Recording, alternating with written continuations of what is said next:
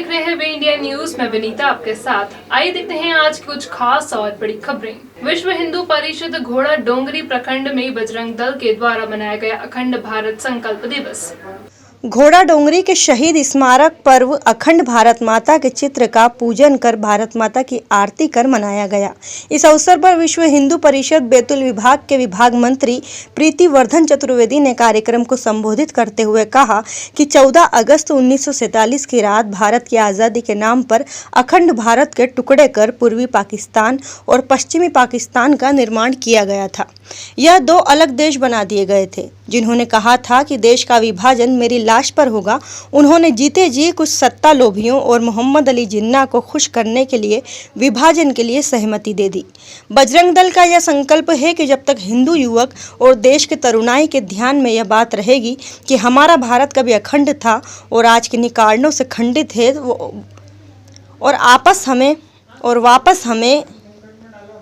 और वापस हमें इसको अखंड करना है, तो यह निश्चित है कि आने वाले समय में भारत माता पुनः अखंड होगी एवं भारत पुनः विश्व गुरु के रूप में स्थापित होगा।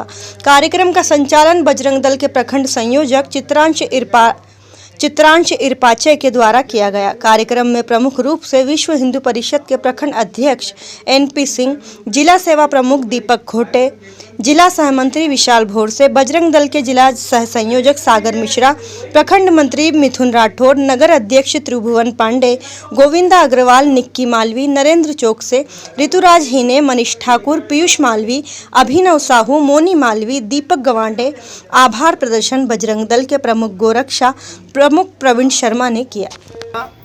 पूरे देश में 14 अगस्त को मनाया जाता है। उसका कारण है कि 14 अगस्त 1947 की रात्रि 12 बजे भारत का विभाजन हो गया था और जिन लोगों ने कहा था कि भारत का विभाजन हमारी लाश के ऊपर होगा, उन्होंने जीवित रहते हुए जिन्ना और नेहरू के प्रेम में स्वयं ही भारत का विभाजन कर दिया।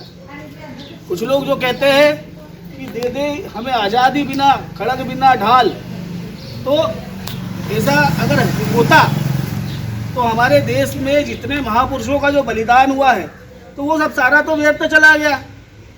देख ले तो मंगल पांडे से लेकर के और झांसी की रानी लक्ष्मीबाई, उसके पश्चात और भी सुखदेव, राजगुरु भगत सिंह, स्वतंत्र वीर सावरकर जी, चंद्रशेखर आजाद जी, नेताजी सुभाष चंद्र बोस आदि आदि हमारे जितने महापुरुष बलिदानी और देश की आज़ादी के लिए लड़ने वाले सिपाही, ऐसे सारे लोगों का बलिदान तो व्यर्थ ही चला गया।